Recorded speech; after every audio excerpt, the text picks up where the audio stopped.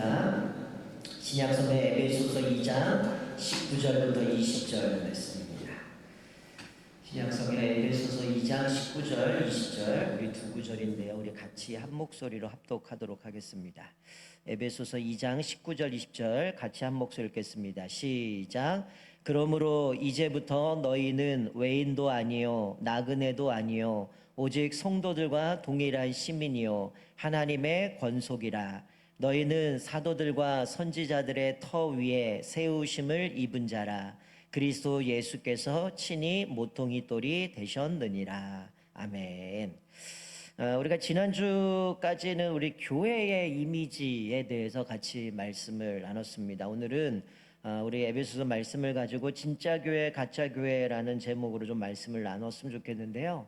제가 지금 금요일마다 이제 교회에 대한 또 교회론에 대해서 좀 말씀을 드리고 있는데, 사실 이게 좀 신학적으로 표현하면 뭐 교회의 속성, 뭐 교회의 표지 이렇게 표현되어지는데, 좀 여러분들이 쉽게 이해할 수 있도록 진짜 교회, 가짜 교회란 제목으로 나눴습니다.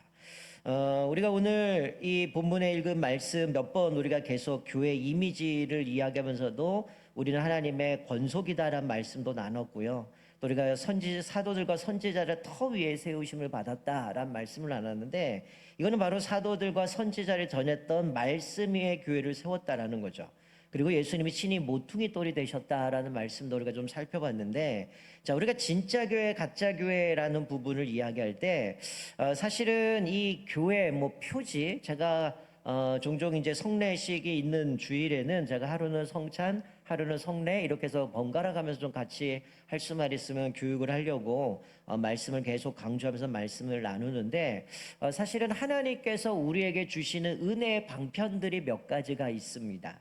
하나님이 우리에게 은혜 주시는 방편으로서 말씀이라는 것들이 있는데, 특별히 이제 교회 속성, 교회 표지라고 할 때에 어떤 교회가 진짜 교회인가, 어떤 교회는 이제 외형적인 건 다 갖췄지만 이건 진짜 교회라고 할 수 없는 그런 여러 가지의 특징들이 있다는 거죠.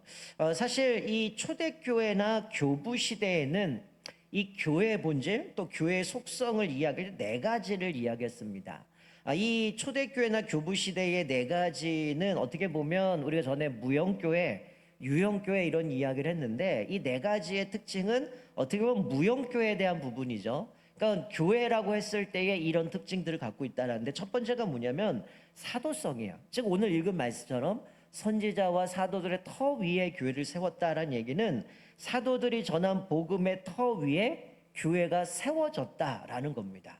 그러니까 우리가 진짜 교회를 이야기할 때 이 성경 66권 외에 다른 것들 이야기하면 다 가짜라는 거야.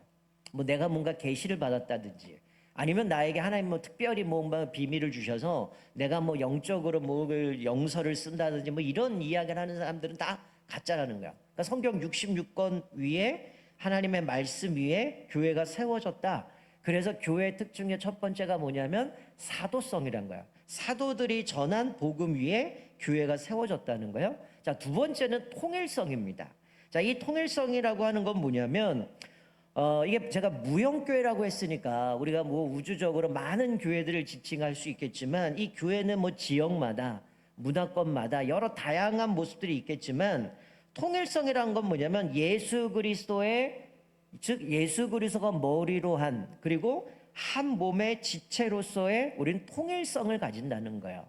그러니까 이게 어떤 외적인 것이 아닌 내적이고 영적인 것을 이야기하는데, 바로 통일성이라고 하는 건 어떤 외형이나 문화나 지역이나 이런 다양한 모습이 있지만 그게 아니라 예수 그리스도를 머리로 한, 그리고 예수 그리스도 한 몸의 지체로서의 통일성을 가진다는 거예요. 그리고 세 번째는 뭐냐면 거룩성입니다. 자, 우리가 교회라고 하는 거는 구원받고 거룩해진 성도들의 모임이죠.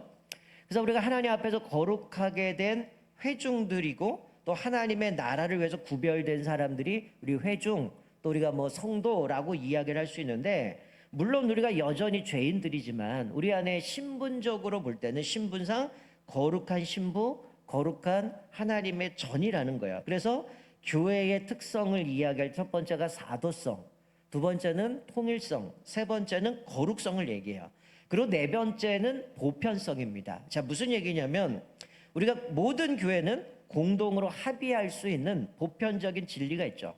복음을 기초로 한 즉 그것을 성경 66권의 말씀을 가지고 복음을 기초로 삼는다는 거죠. 그러니까 이게 보편성이라고 얘기하는 거는 우리가 사도신경을 고백할 때에 우리가 거룩한 공교회화라고 할 때 카톨릭이라고 되어지는 단어가 보편 이런 단어인데, 즉 교회라고 하는 것은 인종이나 지역이나 언어나 교육 수준이나 어떤 특정 프로그램으로 나뉘는 것이 아니라, 즉 교회라고 하는 것은 보편 진리, 즉 복음이라는 기초로 삼는다라는 거야. 그러니까 이게 초대교회 그리고 교부 시대에는 요 네 가지의 특성을 가지고 어떤 게 진짜 교회냐 가짜 교회냐라는 이야기를 나눴어요.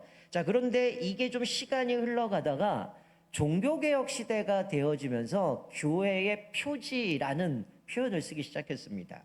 즉 교회의 표지 논쟁이 시작됐네. 이건 뭐냐면 카톨릭이라는 이 카톨릭 교회가 복음을 왜곡하기 시작해요. 그리고 우리가 성례 이제 주일 돌아오는 주일이라고 그래 성례식을 하게 되는데, 이 성례를 중심으로 기독교 신앙을 조직화시키면서 이들이 기존에 있던 것들을 완전히 왜곡시켜 버리는 모습을 봅니다. 그래서 종교개혁자 칼빈이나 아니면 루터가 카톨릭에서는 전에도 말씀드렸죠, 칠성례를 지키거든요. 근데 이것들을 거부하고 오로지 두 개, 세례와 성찬 두 가지만 성례로 규정하기 시작을 합니다. 즉 세례와 성만찬만을 성례로 규정했다라는 것은, 즉 카톨릭이 내세웠던 교회의 표지가 지금 우리가 이야기하는 종교개혁 때에 그 사람들이 이야기하는 것과 다르다라는 거죠. 그러니까 앞에서 네 가지는 무형교회를 이야기했다면, 이제 칼빈과 루터가 얘기했던 진짜 교회, 가짜 교회 때 교회 표지라고 하는 거는 유형교회에 속한 거죠. 그러니까 우리가 흔히 보여지는 천산중앙교회 무슨 교회라고 할 때, 자, 이 교회가 진짜 교회냐 아닌가를 이야기할 때 요것들을 보면 이게 진짜 교회인지 아닌지를 판단할 수 있어요. 그러니까 우리가 가끔 저한테 종종 문자가 옵니다. 목사님, 이 교회가 괜찮은 교회인가요? 라고 갑자기 이름 하나 줘요. 그럼 제가 그거 갖고 몰라요. 그럼 이렇게죠. 이름 갖고 모릅니다. 교회 홈페이지를 주든지 아니면 주보를 주든지 뭘 정보가 있어야 그 교회를 파악하죠 라고 얘기를 하면, 누군가가 주보를 찍어주거나 아니면 그 교회가 홈페이지 가서 저한테 알려줘요. 그럼 제가 그 홈페이지 들어가서 뭘 볼까요? 교회가 행해지고 있는 일들을 쭉 살펴봅니다. 그러면 이 교회가 진짜 교회인지 아니면 가짜 교회인지 이런 걸 볼 수 있다라는 거죠. 여러분, 가끔 뭐 개척 교회들은 뭐 이제 건물을 빌릴 힘이 없다 보니까 뭐 가정에서도 예배드리고, 요즘은 뭐 버스킹도 많이 하다 보니까 젊은 사람들이 홍대나 이런 데 카페에서 뭐 교회를 개척을 해서 하지만, 그 교회를 보더라도 이제 얘기하는 이 세 가지가 제대로 진행되지 않는다면 교회로 볼 수 없다는 거야. 그러니까 우리가 외형적으로는 다 교회라고 얘기할 수 있지만, 칼빈이나 루터가 얘기했던 종교개혁자들이 진짜 교회가 참된 교회는 요거 세 가지의 특징을 갖고 있어야 된다라고 얘기를 한 거죠. 자, 첫 번째가 뭐냐면, 이 종교개혁자들이 얘기했던 거는, 첫 번째는 하나님의 말씀을 순수하게 전파하고 그 말씀을 따라 사느냐, 즉 말씀을 제대로 선포하고 가르치고 있느냐, 그 말씀대로 살아가고 있느냐를 본다는 거야. 그러니까 여러분, 전에도 한번 말씀드렸지만 연예인 중에 하나, 우리는 뭐 그냥 대구 노골적으로 얘기하면 박진영 씨, 여러분 유튜브 보면 열심히 성경 강의하거든요. 그 교회라고 할 수 없는 거예요. 그건 구원파입니다. 그리고 구원파의 그 원조격되는 이단이 있어요. 그 사람이 주장하는 거 그대로 베껴가지고 자기가 강의하는 거예요. 근데 많은 사람들, 어떤 최근에 어느 목사가 뭐 이야기를 그 얘기를 하더라고. 박진영 씨가 저렇게 가르치는 거 보면서 자기는 그 사람 보면서 자기는 한없이 작아진대요.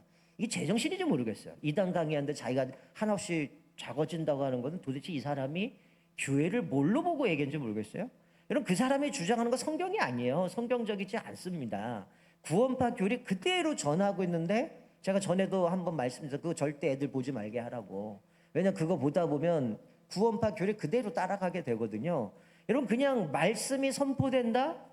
그 교회 아니라는 거예요. 칼빈과 루터가 얘기했던 건 하나님의 말씀을 순수하게 전파하고 그 말씀을 따르고 있느냐라는 얘기죠. 그러니까 참된 진리의 말씀을 전파하는 것은 교회가 교회되게 하는 가장 중요한 표지라는 거죠. 그러니까 이 말은 말씀 전파가 완전하고 절대적으로 순수해야 될 이 의미가 아니라 무슨 얘기입니까? 하나님의 말씀 전파가 기독교의 근본이 되어서 성도들의 믿음이나 행위에 지배적인 영향을 끼쳐야 된다라는 거예요. 그러니까 참 교회는 앞에서 읽은 말씀처럼 선지자들과 사도들의 터 위에 세우심을 받았다라고 얘기하는 것은 하나님께서 이미 선지자들 또 사도들을 통해서 주신 말씀을 전파해야 된다는 거야. 그거 외에 뭐 이단들 중에 몰몬교 같은 경우는 자기가 뭐 특별히 몰몬경을 받아가지고 그것도 하잖아요. 아니면 다른 거 뭐 직통계시 받아서 하나님이 나에게 말씀하셨다. 이런 얘기는 다 아니라는 거죠. 선지자와 사도들의 터 위에 세우심을 받았기 때문에 하나님의 말씀이 바르게 선포돼야 되고 성도들이 그 말씀대로 순종하고 따라서 살아가느냐 그 모습을 보고 진짜 교회로 판단할 수 있다라는 거예요. 그러니까 성경에 없는 계시를 내가 뭐 새롭게 받았다든지 아니면 역사적인 뭐 전통이나 아니면 학설들을 섞어서 전파하는 것도 교회라고 할 수 없다라는 거예요.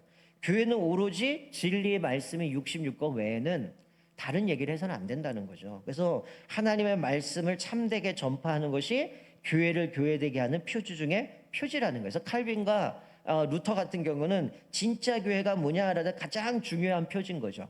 자, 두 번째는 뭐냐면 그 두 번째 가기 전에 여러분 그러면 진리의 말씀을 바르게 전파한다라고 할 때 그러면 도대체 다 설교하고 성경 이야기하는데 뭐가 진짜인지 어떻게 알 수 있느냐 그 기준이 뭐냐라고 얘기하는데 첫 번째는 이겁니다. 성경을 최고의 권위로 인정하느냐라는 겁니다. 여러분 우리가 제자훈련 때나 성경 감동 때나 늘 얘기하는 게 뭐예요? 하나님의 주권을 인정하라는 거야. 하나님의 통치에 순종하라는 거야. 이게 무슨 얘기입니까? 하나님의 말씀 즉 성경을 최고의 권위로 인정하는 거예요. 우리 삶의 기준은 오로지 하나님의 말씀이기 때문에 하나님의 주권인 그 말씀에 순종하느냐 그리고 하나님의 말씀에 우리가 통치에 순종하고 따라가느냐 그것을 따라간다는 거예요. 그래서 우리가 말씀을 제대로 선포하느냐라고 할 때 이 교회가 성경의 권위를 두고 있냐는 거죠. 다른 것보다 목사의 말이라든지 어떤 전통이라든지 그 교회에 흘러오는 거라든지 이게 성경 위에 올라가면 안 되는 거죠. 성경이 최고의 권위로 올라가야 된다라는 겁니다. 그러니까 참된 교회는 어떤 말씀을 전하는 뭐 가끔 보면 사입이나 이단들은 대부분 그 말하는 메신저들이 하나님보다 위에가 있잖아요. 성경보다 위에 있잖아요. 내 말이 법이다 이런 식으로 가잖아요. 그게 아니라 말씀보다 높은 권위에 올려놓지 않는다는 거죠. 그래서 오직 하나님의 말씀이 우선순위라는 거예요. 여러분 사도행전 12장에 보면 헤롯이 어땠어요? 하나님이 받으셔야 될 영광을 가로챘더니 어떤 일이 벌어집니까? 벌레 먹고 죽잖아요. 결국 하나님께 버림받게 된다는 거죠. 자, 두 번째는 성경을 균형 있게 전파하냐는 거죠. 특정한 부분, 자기가 전하고 싶은 것만 전한다. 이거 교회 아니라는 거야. 성경을 균형 있게 전해야죠. 뭐 복도 얘기해야 되지만 요즘은 너무 복만 강조하다 보니까 기복주의로 흘러가지만 이 복만이 아니라 요즘 시대의 메시지의 죄에 대해 선포 안 합니다. 듣기 싫어하니까 성도를 싫어하니까 이거 아니라는 거야. 성경을 균형 있게 전파해야 된다는 거죠. 특정 것만 강조한다든지 그게 아니라 성경 66권을 한쪽에 치우치지 않고 균형 있게 전해야 되고 또 하나는 뭡니까? 성경을 가감하지 말라는 거야. 성경에다 뭔가를 덧입히거나 아니면 성경에서 뭔가를 빼거나 이런 식으로 하면 안 된다는 거죠. 여러분 요한계시록 22장 18절 19절에 보면 뭐 제가 읽겠습니다. 이렇게 말씀해요. 내가 이 두루마리의 예언의 말씀을 듣는 모든 사람들에게 증언하노니 만일 누구든지 이것들 외에 더하면 하나님이 이 두루마리에 기록된 재앙들을 그에게 더하실 것이요 만일 누구든지 이 두루마리의 예언의 말씀에서 제하여 버리면 하나님이 이 두루마리에 기록된 생명나무와 및 거룩한 성에서 참회함을 제하여 버리시리라. 뭐라고 말씀해 요한계시록에? 말씀을 가감하면 재앙을 내리게 된다고 얘기하고 생명책에 거룩한 성에 참여하는 것을 제해버린다는 거예요.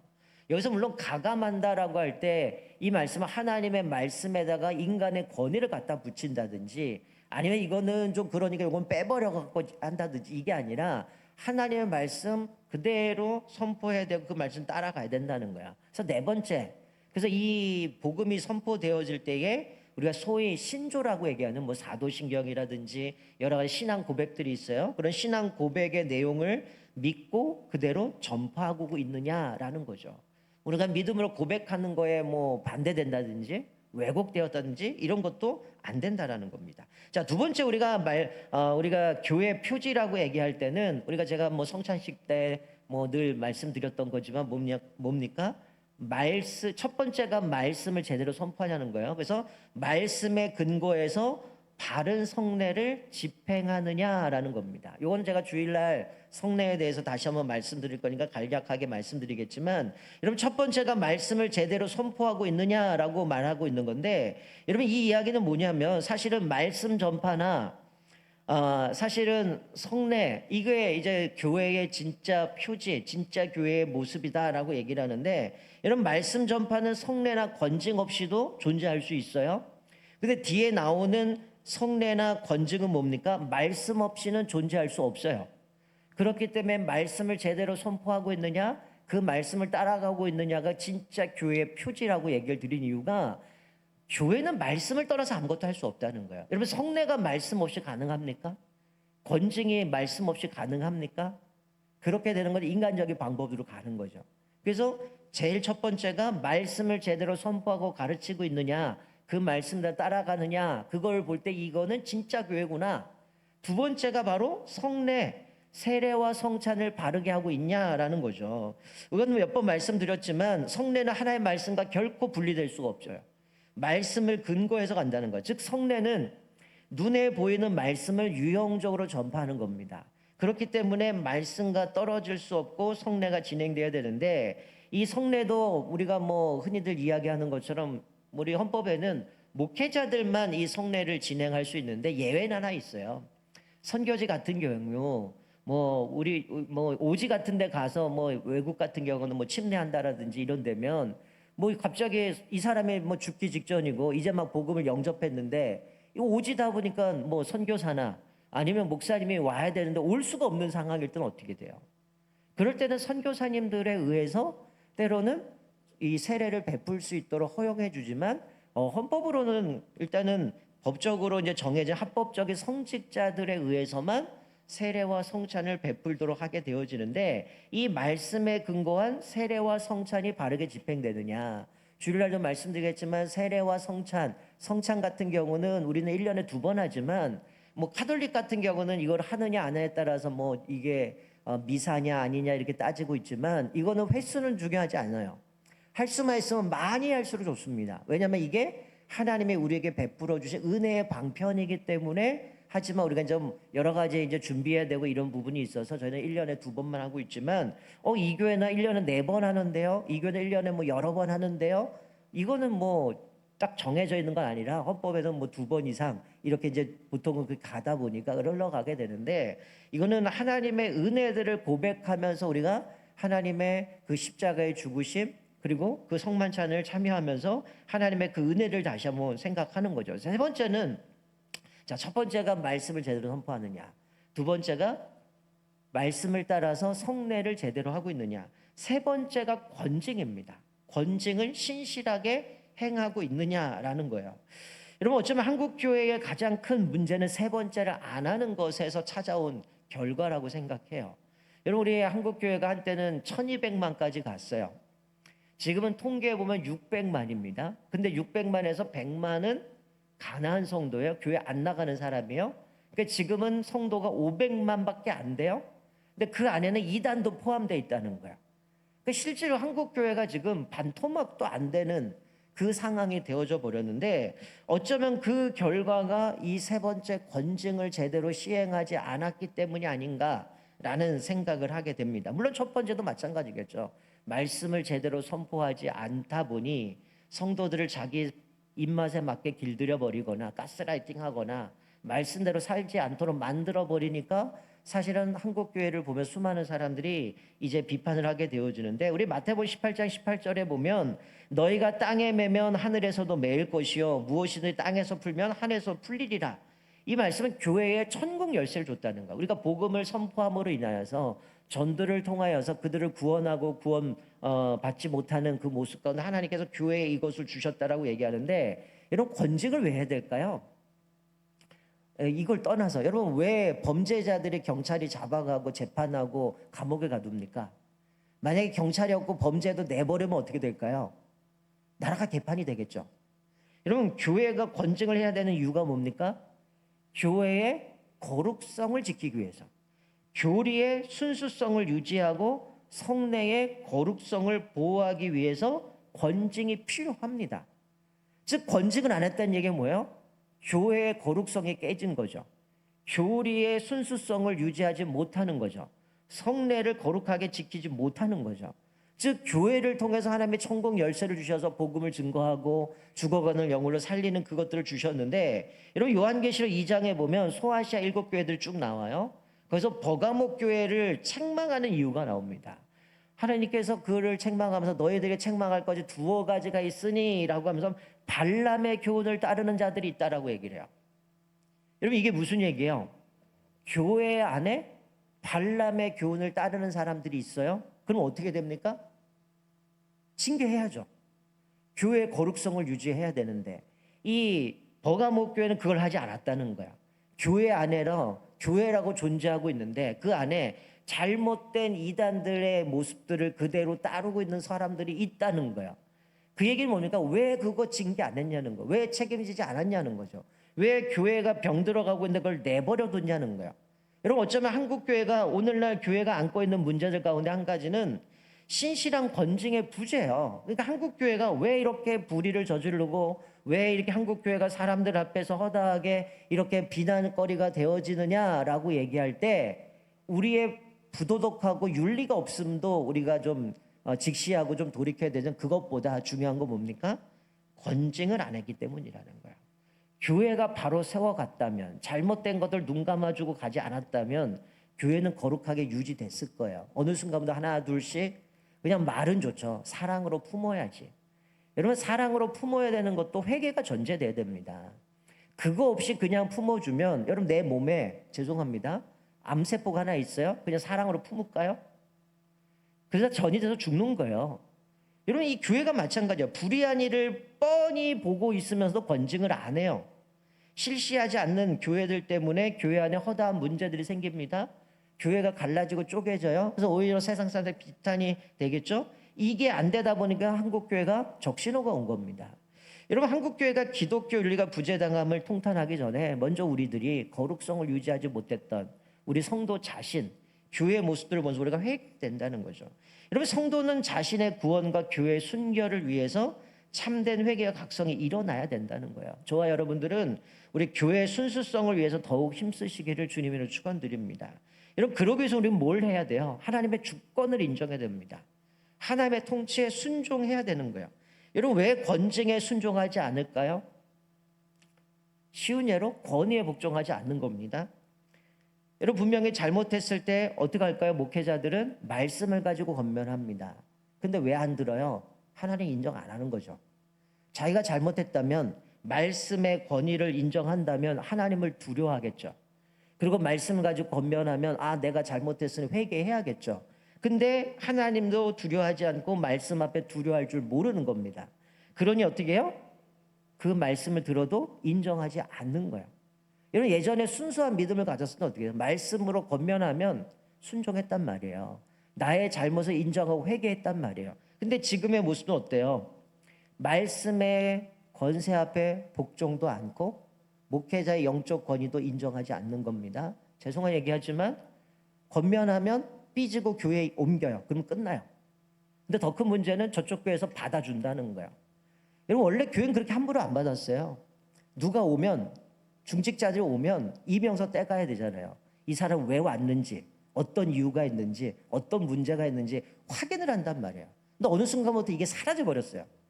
그냥 교회가 받아내는, 우리 교회가 부흥하면 되니까, 사람 늘어나면 되니까 이 사람이나 저 사람 받는데, 문제는 저 사람이 소위 사고치고 도망갔는데 여기서 받아서 또 임직을 주고 또 일하다 보면 여기 또 문제가 생겨요. 그러다 보니까 돌아다니면서 문제가 생겨버리는 거예요. 이게 어떻게 보면 교회의 순수성을 위해서 함부로 세워서는 안 된다는 거예요.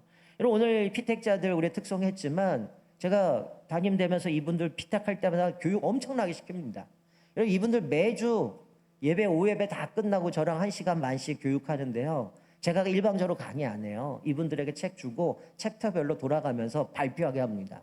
성경 이 책 읽고 요약을 해서 직접 발표하게 되고, 그리고 제가 부족한 부분을 보충해 주고 가게 되는데, 여러분 이게 사실은 우리가 기존의 일꾼들이 정말 내가 어떻게 이 사역을 감당해야 되고 그 직분이 뭔지 모르는 사람들이 너무 많습니다. 그냥 직분자는 됐는데 내 역할도 모르고 오해하는 부분들이 너무 많다는 거예요. 한국 교회가 이런 상황들 다 보다 보니까 어떻게 돼요? 거룩성이 깨지게 되고 교회가 건강하게 세워져 가는 것이 아니라 계속해서 갈려지게 되는 거죠. 여러분 왜 그럽니까? 정말 왜 교회가 건증을 해야 될까요? 교회는 우리가 인위적으로 세운 게 아니잖아요. 목사가 세운 것도 아니잖아요. 예수님의 핏값으로 세우신 거룩한 교회고 예수님의 몸이기 때문에 우리가 교회를 함부로도 다뤄서도 안 되고 우리가 하나님 앞에서 일꾼으로 부름받은 사람들이 쉽게 이 일들을 아무렇게나 생각해서 안 된다는 거예요. 왜? 하나님의 나라를 위해서 우리를 부르셨고 우리를 통해서 하나님이 주시는 그 비전을 이루시기 위한 거기 때문에 이건 목회자의 비전도 아니에요. 하나님의 꿈, 하나님의 비전을 우리가 세워가는 것이기 때문에 더 중요하고 엄격하게 세워가야 되는 거죠. 교회가 거룩성을 유지하기 위해서 건증을 해야 되는 거예요. 그래서 때로는 이 건증도 함부로 해서는 안 되죠. 교회 표준을 따라가는 겁니다. 표준이라고 하는 거는 뭐 교회 여러 가지 뭐 예배 모범도 있을 거고 여러 가지 어떤 조직이나 봉사나 직분자의 뭐 수나 여러 가지 임무나 자격들을 성경을 가지고 표준으로 정해놓은 게 있어요. 그것을 통해서 건증도 이렇게 된다라는 거죠. 그래서 이 건증의 목적은 회개가 목적인 겁니다. 회개가 목적은 그 안에 뭐가 깔린 거예요? 사랑을 전제로 해서 그 사람이 회개하고 회복되기를 원하는 걸 가는 거죠. 그리고 세 번째는 이 건증을 하는 이유는 일정한 절차를 밟아야 되는 거예요. 성경에 따라서. 이 사람이 뭔가 잘못했을 때 범죄자가 개인적으로 은밀히 가서 권면을 합니다. 한두 번 권면해요. 근데 이 사람이 안 들어요. 그럼 어떻게 해요? 증인을 데리고 가서 또 권면을 합니다. 근데 이 사람이 또 듣지 않아요? 그러면 공적인 권면이나 책망을 하게 되죠. 그래도 안 들으면 어떻게 할까요? 그때서야 이제 범죄의 정도나 회개 여부에 따라서 정직이나 면직을 하게 되고 이제 우리가 돌아오는 성례식을 하게 되지만 성찬을 참여하지 못하게 하거나 아니면 그것도 도저히 회개의 가망성이 없을 때는 어떻게 할까요? 성경에 표현된 이방인과 세리처럼 여겨서 그때는 출교를 시켜버리는 겁니다. 여러분 이게 다 절차가 있는 거예요. 헌법에 보면 우리 이번에 이제 안수입사 세 분은 아마 시험 볼 때 그것도 다 헌법에 있는 거 공부하시고 시험 본 분들인데 이런 절차들을 따라서 가야 되는 거죠. 그러니까 이 권징도 남용하거나 오용해서도 안 되지만 이거를 하지 않는 게 건강한 교회가 아니라는 거예요. 교회의 거룩성을 유지하기 위해서는 이 징계 권징에 대한 부분도 여러 가지 것들이 있어요. 그러나 그 모습 가운데 교회가 바르게 세워가기 위해서는 그것들을 해야 된다라는 겁니다. 제가 말씀 맺겠습니다. 이런 진짜 교회냐 가짜 교회냐 얘기할 때 이름이나 소속 교파나 사실 우리도 교회 로고가 있지만 간판을 합동체 로고를 바꿔놓았어요. 왜 그럴까요? 사람들이 헷갈리는 거예요. 우리 교회가 어떤 교단인지 어디 속해 있는지를 모르니까 어느 순간부터 합동 측은 지금 우리 간판 파란색, 녹색 모양으로 되어 있는 것, 통합 측은 지도 모양에다가 대한민국 이렇게 그려 있는 것, 십자가 있는 것. 그래서 교단마다 마크가 생기기 시작했어요. 자, 근데 문제는 뭐냐면 이름이나 소속 교파나 이런 마크가 붙어 있어도 아 이거 장로교회구나, 아 이거 뭐 순복음이구나, 감리교회 이러면 안 된다는 거야. 진짜 교회는 세 가지 뭐라고요? 말씀을 제대로 선포하고 성도들 그 말씀을 따라 살아가고 있느냐, 성례를 제대로 행하고 있느냐, 세 번째 권징을 제대로 하고 있느냐, 요 세 가지를 보고 참된 교회냐 아니라를 볼 수 있다는 거예요. 그러니까 단순히 십자가 걸려 있고 성경을 펴서 말씀을 전한다고 그게 아니라 그 메시지도 봐야 되는 거예요. 그래서 가끔씩 여러분들이 많이 보는 것 중에 하나가 정동선 목사라고 있어요. 그 사람도 이단입니다. 합동체도 이단인데 우리 성도님들 중에도 그 영상 보는 사람 꽤 되는 걸로 알고 있어요. 여러분 누가 유명하다라는 거 꼭 교육자들 확인 받으세요. 가짜가 많습니다. 성경적이지 않은 게 많아요. 그 사람은 자기가 번역한 성경만 맞다고 얘기하는 사람이에요. 킹제임스 버전 자기가 번역한 것만 맞다고 하는 사람이고 우리랑 안 맞아요. 그래서 이단이라고 얘기하는데도 자기가 듣기는 은혜로우니까 자꾸 믿으려고 그러는데 여러분 그래서 여러분 영혼 망한다니까요. 근데 왜 그게 옳은지 아닌지를 판단 안 하고 그냥 남들이 인기 있다고 좋은 얘기하면 흘러가면 넘어가는지 모르겠어요. 여러분 분명히 이미 초대교회부터 시작해서 교회가 건강한 교회, 바른 교회가 뭐냐? 분명한 기준들을 줬다는 거예요. 말씀을 제대로 선포하고 있느냐. 아까 말씀드린 것도 그것도 기준들이 여러 개 있잖아요. 정말 성경에 권위를 두고 있느냐. 근데 그 사람은 어디에 권위 줘요? 자기가 번역한 성경에 권위 두잖아요. 몰몬경을 그 한 사람하고 뭐가 달라요? 자기가 번역한 거. 아니라는 거예요. 성경도 캐논이라고 정경이라고 하는 것은 나름대로의 기준을 가지고 공식적으로 검증된 66권만 받아들이는 거예요. 그러니 이 성경 외에는 안 받아들이죠. 근데 카톨릭은 66권 외에 뭐가 더 붙어 있잖아요. 그러니까 분명하게 그것들 따라가야 된다는 거죠. 더 나아가서 뭡니까? 우리가 분명하게 성례를 통해서, 그러니까 우리가 성찬식, 성례식이 진행되어지는 가운데도 어떤 분들은 오해들이 많잖아요. 내가 구원받으려면 꼭 세례를 받아야 구원받는다든지, 이 성례를 또 교단마다 좀 다르게 이해를 하다 보니까 어떤 데는 어린아이들도 성찬식 참여하기도 하지만 우리는 세례교인, 입교한 이상, 14세 이상 된 아이들, 또 우리 청소년들이겠죠. 그 사람들부터 성찬식을 참여하지만 제가 지금 모르겠어요. 예전에 순복음 갔더니 뭐 꼬맹이들도 그냥 성찬식 다 참여하고 그러던데 교단마다 좀 달라요. 그것들은. 어쨌든 하나님께서 우리에게 주신 거는 말씀을 제대로 선포하느냐, 성례를 바르게 하고 있느냐, 또 건증을 바르게 하느냐라는 겁니다. 그래서 우리 천산중앙교회가 하나님 앞에서 정말 우리가 50주년을 맞이하면서 올해 우리가 교회의 본질을 추구하자라고 말씀을 다시금 교회론에 대해서 제가 하나 둘씩 말씀하고 있는데 우리 교회가 또 우리 성도들이 정말 하나님이 세우신 그냥 일꾼들로 또 건강한 교회로 든든히 서가기를 주님의 이름으로 축원드립니다. 아멘. 우리